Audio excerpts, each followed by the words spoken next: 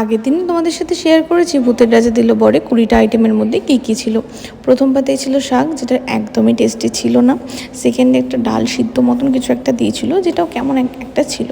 Mainly যদি একটু ভালো হয়ে থাকে খেতে, সেটা ছিল চিকেন পকোড়া, যার মধ্যে অনেকটা স্টাফিংস ছিল।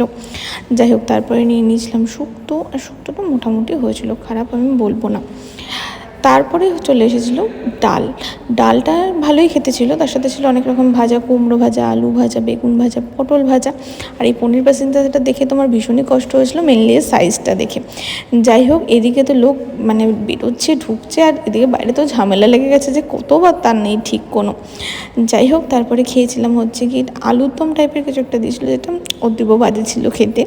তারপরে দিয়েছিল হচ্ছে এঁচোড়ের একটা তরকারি, না প্রথমে দিয়েছিল পটলের একটা তরকারি, তারপর দিয়েছিল এঁচোড়ের একটা তরকারি।